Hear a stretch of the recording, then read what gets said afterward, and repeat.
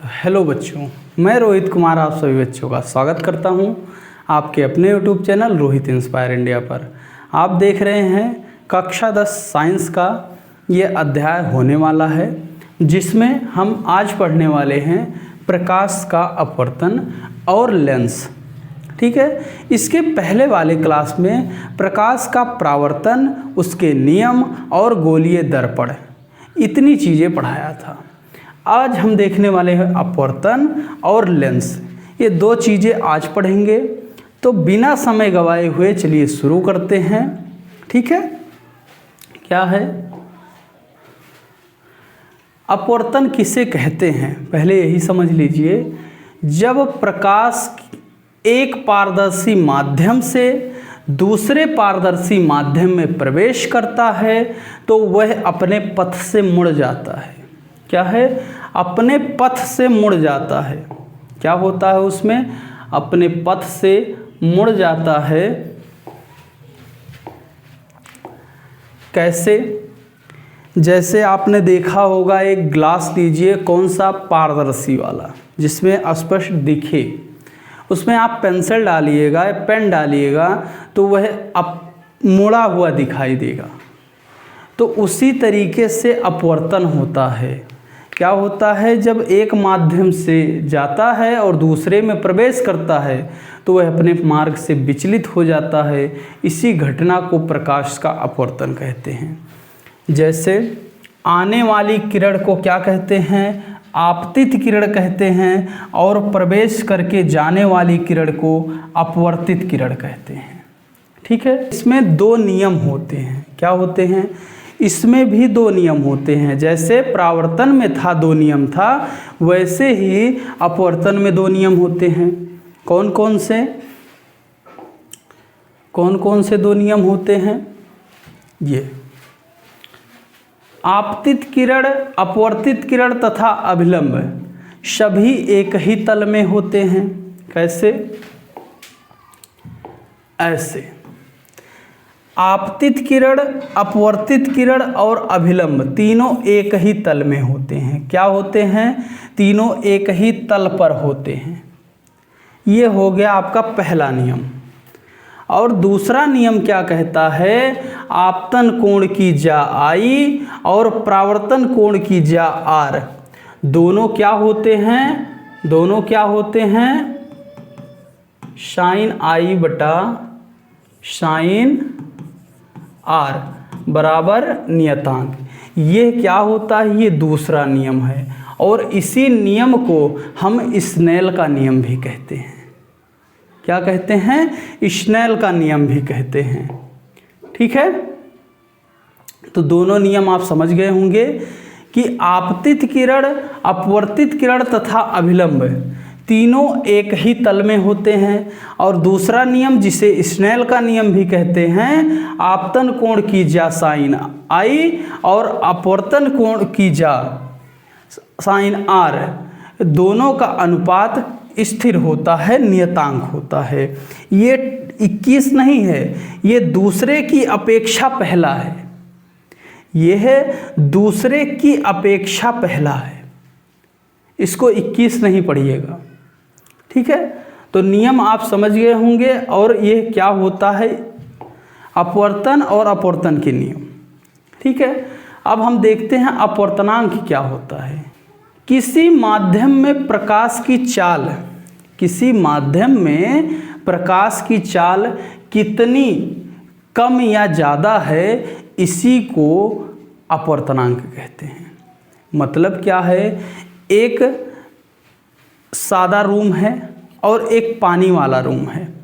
ठीक है, एक समझ लीजिए, एक तालाब में आप टॉर्च मारेंगे, लाइट मारेंगे, तो जहाँ तक पानी नहीं है वहाँ तक तो तेज़ी से जाएगा, और जहाँ पानी है वहाँ पर प्रकाश की चाल धीमी हो जाएगी।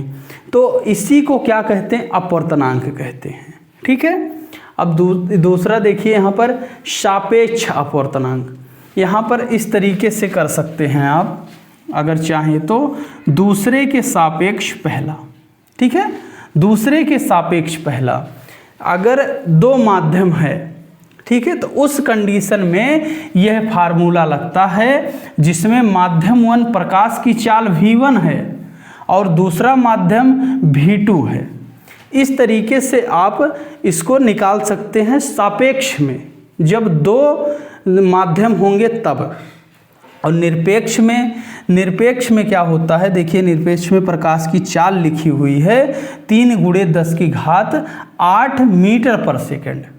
इसको आप याद रखिएगा, ये बहुत इम्पोर्टेंट है क्योंकि ये पूछा जाता है, डायरेक्ट 1 नंबर में आपसे पूछ लिया जाएगा निर्वात में प्रकाश की चाल कितनी होती है। ठीक है, तो यहाँ पर n क्या है, नियतांक है। m बराबर वायु या निर्वात, दोनों में से, चाहे वायु हो चाहे निर्वात हो, दोनों में क्या कंडीशन है, प्रकाश की चाल c है और उसका माध्यम जो दूसरा है वो उससे v से डिनोट करेंगे। यह क्या है, निरपेक्ष के लिए है और यह सापेक्ष के लिए है। यहाँ पर 2 माध्यम दिया हुआ है और यहाँ पर निर्वात होगा या वायु होगी और दूसरा कोई एक माध्यम होगा। ये निरपेक्ष है, ये सापेक्ष है। ठीक है, तो इसे ही क्या कहते हैं, अपवर्तनांक कहते हैं। आगे बढ़ेंगे, प्रकाशीय सघनता और अपवर्तनांक।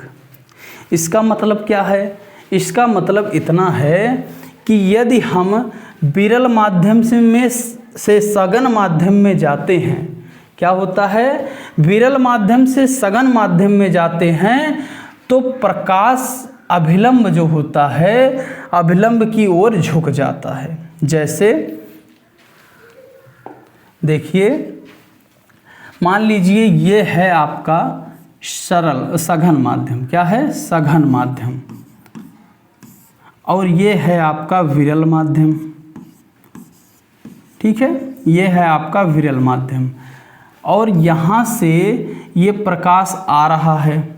ठीक है, यहाँ से प्रकाश आ रहा है और ये है आपका अभिलंब। ठीक है, तो ये क्या होगा, सीधे नहीं जाएगा, ये विरल माध्यम है तो विरल माध्यम में प्रकाश दूर चला जाता है, अभिलंब से दूर हट जाता है, और जबकि इसको जाना कहाँ से चाहिए था, यहाँ से नहीं जाएगा, ये जाएगा यहाँ से। तो क्या हो रहा है, अभिलंब से दूर हट रहा है। सघन से जब विरल में जाता है तो दूर हटता है, और वहीं जब विरल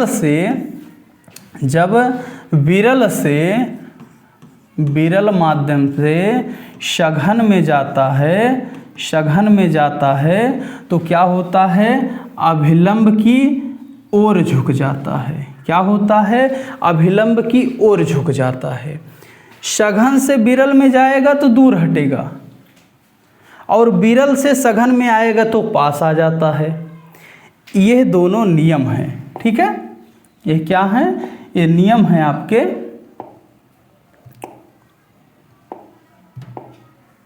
ये विरल से सघन में जाएगा तो अभिलंब की ओर झुक जाएगा, और अगर सघन से विरल में आता है तो अभिलंब से दूर हटता है। ठीक है, इसी घटना को क्या कहते हैं, प्रकाश का अपवर्तनांक कहते हैं। तो हम पढ़ेंगे अब क्या, लेंस क्या है इसमें। अच्छा, ये लेंस कैसे आया यहाँ पर एक बार समझ लीजिए थोड़ा सा। ये 2 लेंस था, क्या था, 2 लेंस था, और इन दोनों लेंसों का ये जो हिस्सा है बीच का, ये जो बीच का हिस्सा है ये यहाँ है। ठीक है, ये हो गया आपका उत्तल लेंस, यहाँ से निकल के आया है 2 लेंसों के बीच से। और यहाँ पर देखिए एक बार, ये है और ये दूसरा लेंस है, यहाँ से लिया जाता है अवतल लेंस। आप देखिए ध्यान से, आप देख पा रहे होंगे, यहाँ से ये जो हिस्सा है ये किस लेंस का है, ये अवतल लेंस का है। ठीक है, तो इसको मिटाते हैं और आप समझिए, ये तो समझ गए ना कहाँ से लेंस आया है, कहीं दूर से नहीं। ठीक है, तो आप समझिएगा कि उत्तल लेंस कहते किसे हैं? बीच में मोटा, किनारों पर पतला। क्या है? बीच में मोटा और किनारों पर पतला उत्तल लेंस होता है। इसे अभिसारी लेंस भी कहा जाता है। क्या है? इसे अभिसारी लेंस भी कहते हैं। और ये आप देख रहे हैं, ये बीच में पतला, यहाँ पर देखिए पतला है और यहाँ पर चौड़ा है, तो इसे कौन सा लेंस कहते हैं? अवतल लेंस कहते हैं। बीच में पतला, किनारों पर मोटा, इसे अवतल लेंस कहते हैं। इसे अभिसारी लेंस भी कहा जाता है।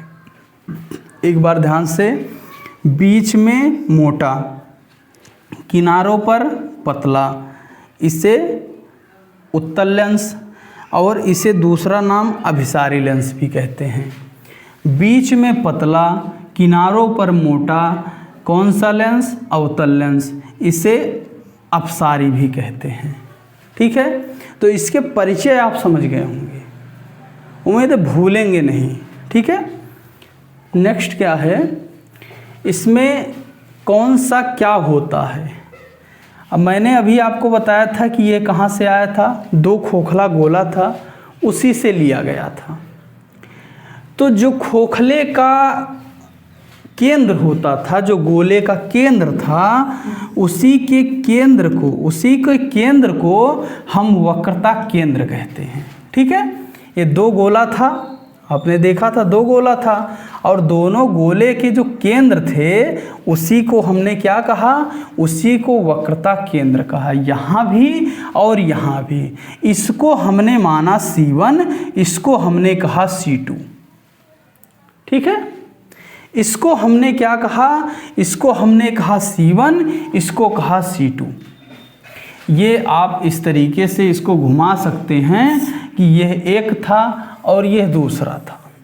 ठीक है, इस तरीके से बना था, और इसमें से हमने काट के निकाल लिया है, तो वही ये बता रहा है। ठीक है, और वक्रता केंद्र और प्रकाशिक केंद्र के बीच की दूरी को मुख्य फोकस कहते हैं। और जबकि आप जानते हैं कि लेंस में दो वक्रता केंद्र और होते हैं, तो इसमें दो मुख्य फोकस भी होगा। एक यहाँ पर है जिसे F1 कहते हैं, और एक यहाँ पर है जिसे F2 कहते हैं। और प्रकाशिक केंद्र और मुख्य फोकस के बीच की दूरी को फोकस दूरी कहते हैं। ठीक है, ये प्रतिबिंब बनने की स्थितियां और उसके आकार प्रकार लिखे हुए हैं। इसको आप स्क्रीनशॉट रखिए और इसको याद करना है। इसमें क्या लिखा हुआ है? बिंब माने क्या होता है? वस्तु। बिंब माने क्या होता है? वस्तु। और प्रतिबिंब माने क्या होता है? परछाई। ठीक है, बिंब माने होता है वस्तु और प्रतिबिंब माने होता है परछाई। तो क्या कह रहा है कि अगर वस्तु अनंत पर रखी हुई है तो उसका प्रतिबिंब कहाँ बनेगा? मुख्य फोकस 2 पर बनेगा। ठीक है, मुख्य फोकस 2 पर बनेगा। और कैसा बनेगा? साइज में अत्यधिक छोटा बनेगा, वास्तविक बनेगा तथा उल्टा बनेगा। ठीक है, इस तरीके से आप याद करेंगे कि कहाँ पर वस्तु रखा हुआ है, कहाँ उसका प्रतिबिंब बन रहा है और कैसा बन रहा है। ठीक है, उल्टा बन रहा है, सीधा बन रहा है, ये इसके लिए है। ठीक है, और ये किस दर्पण के लिए है? उत्तल दर्पण के लिए। ठीक है, आगे समझिएगा। ये लेंस का सूत्र है। क्या है? बिंब की दूरी क्या है? u। बिंब दूरी u है, प्रतिबिंब की दूरी v है, फोकस दूरी f है, और वस्तु की ऊंचाई, जो वस्तु की लंबाई ऊंचाई है वह क्या है? h है, और प्रतिबिंब की ऊंचाई h डैश है। ठीक है, तो ये आप जब आप सूत्र लगाकर कोई सवाल बनाएंगे तो इन सब की ज़रूरत पड़ेगी। ठीक है, इनमें से आपको कुछ दे देगा, जैसे बिंब की लंबाई दे देगा, तो आपसे प्रतिबिंब की लंबाई पूछ लेगा, तो कुछ चीज़ें इसमें से दी रहेंगी और कुछ चीज़ें पूछी जाएंगी। ठीक है, यह बिंब U है। ठीक है, बिंब U है, यानी बिंब यानी वस्तु, और V जो है क्या है, ये प्रतिबिंब की दूरी है। F क्या है, फोकस दूरी है। ठीक है, तो इन सूत्रों को आप याद रख सकते हैं। ठीक है, क्योंकि सवाल बनाने में आपको काम आता है। और ये आवर्धन लिखा हुआ है, आवर्धन यम, आवर्धन कितना लिखा हुआ है, यम। तो रेखीय आवर्धन कहें या आवर्धन कहें, तो वस्तु की लंबाई और प्रतिबिंब की लंबाई के अनुपात को रेखीय आवर्धन कहते हैं। इसको कैसे लिख सकते हैं, m बराबर h डैश बटा h, m बराबर v बाई u, इस तरीके से इसको लिखा जा सकता है। तो आज की क्लास आपको कैसी लगी? उम्मीद है बहुत अच्छी लगी होगी। और चैनल पर पहली बार आए हैं तो सब्सक्राइब ज़रूर कीजिएगा। मिलते हैं नेक्स्ट वीडियो में, तब तक के लिए जय हिंद।